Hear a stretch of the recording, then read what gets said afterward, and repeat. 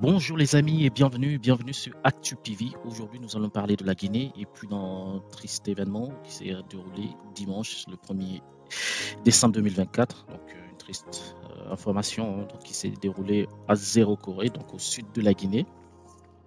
Plus de 50 morts et plusieurs blessés selon le gouvernement. Alors, qu'est-ce qui s'est passé?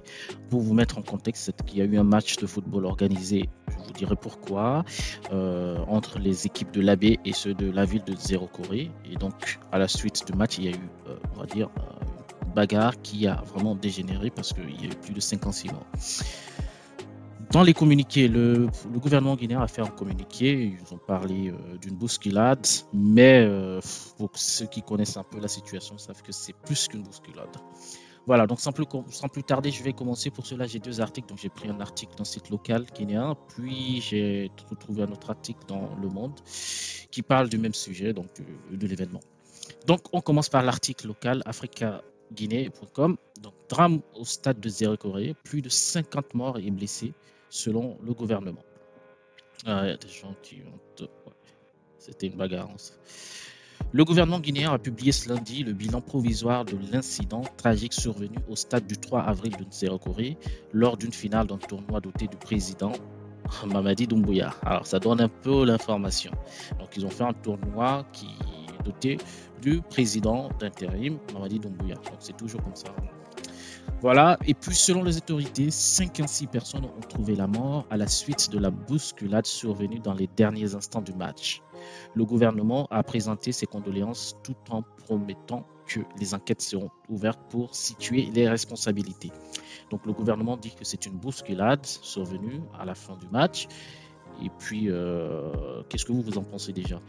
Déjà là, stop, mettez-vous ce que vous en pensez en commentaire. Pour ceux qui connaissent un peu la Guinée et puis ses problèmes, on va dire, ethniques, entre guillemets, l'Abbé contre, donc ça c'est une ville du Fouta Djallon, donc majoritairement Peul, contre Zéro Corée, une ville de la Guinée forestière, majoritairement des forestiers, comme on les appelle, mais aussi d'autres ethnies. C'est il y a toujours des tensions et surtout ça représente, on va dire, ce tournoi est doté du président Mamadi Doumbouya, donc vous comprenez un peu ce que ça veut dire derrière. Voilà. Et donc je vais continuer par rapport à ça. On nous dit traditionnellement le sport est une occasion de promouvoir l'unité nationale et la cohésion sociale. Cependant, les manifestations de mécontentement vis-à-vis des décisions arbitrales ont entraîné des jets de pierre de la part des supporters provoquant des bousculades mortelles. C'est une bagarre, c'est jet de pierre, c'est une bagarre. Les services hospitaliers font état d'un bilan provisoire de 56 morts et plusieurs blessés, a annoncé le gouvernement dans un communiqué. Au nom du président de la République, le général Mamadi Doumbouya, le gouvernement a rendu hommage aux victimes et présenté ses condoléances aux familles endeuillées. Il souhaite également un prompt rétablissement, je pense, aux blessés. La phrase n'est pas terminée. Le gouvernement ajoute que les services publics s'engagent à accompagner les familles endeuillées, y compris en soutien psychomédical aux blessés. Le gouvernement rassure la population que les enquêtes seront menées pour établir les responsabilités liées à ces malheureux événements. Ok, bon, je vais continuer directement sur l'article du Monde parce que là, j'ai un petit élément à la fin de l'article qui pourra aussi appuyer en fait le contexte, pourquoi il y a eu cette bousculade ou cette bagarre.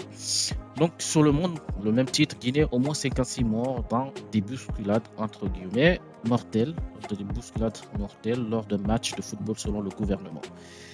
Des corps sont alignés à perte de vue dans l'hôpital, d'autres sont allongés à même le sol dans le couloir. La morgue est pleine, a déclaré un médecin. C'est énorme, c'est sûr. Au moins 56 personnes ont été tuées dimanche 1er décembre dans le sud-est de la Guinée, dans les bousculades, entre guillemets, bousculades mortelles, à la suite de contestations par les supporters de décisions arbitrales lors d'un match de football.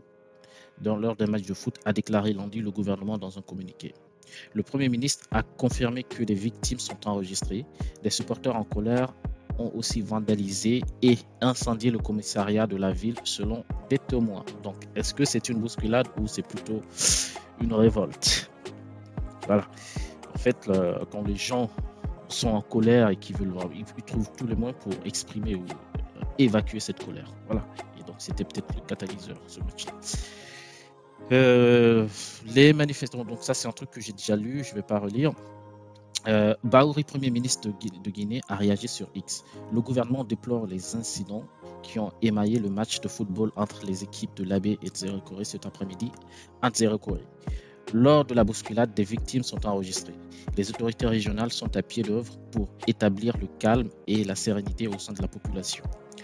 Le gouvernement suit l'évolution de la situation et réitère son appel au calme afin que les services hospitaliers ne soient gênés dans l'apport des premiers secours aux blessés. Les autorités morales de la ville sont priées de concourir aussi à la restauration de la quiétude sociale. Le gouvernement publiera un communiqué lorsqu'il aura recueilli toutes les informations pertinentes sur ces malheureux incidents.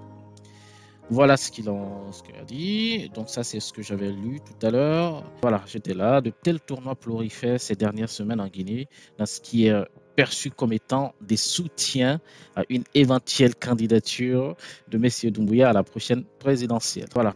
La junte était initialement engagée sous la pression internationale à céder la place à des civils élus avant fin 2024. Elle a fait savoir depuis qu'elle manquerait à sa promesse. Plusieurs des représentants de M. Doumbouya se sont dit récemment favorables à sa candidature à la prochaine élection présidentielle. Mais la charte de la transition établie par la junte peu après le coup d'État stipule qu'aucun membre de la junte ne pourra se présenter ni aux élections nationales, ni aux élections locales. Monsieur le Président, à quand les élections libres et transparentes dans ce pays? Est-ce que vous avez un délai et serez-vous candidat? Je pense que j'ai été clair et je vais l'être aujourd'hui encore avec vous, que ni moi, ni aucun membre de cette transition ne sera candidat à quoi que ce soit. Nous allons mener la transition à bon port avec tous les Guinéens, avec l'inclusivité. Et après la transition, dès que l'Assemblée nationale est mise en place, c'est-à-dire que nous allons partir de la base au sommet par le communal, après législative et présidentielle, pour permettre que le président qui viendra après ne soit pas là à vouloir s'éterniser.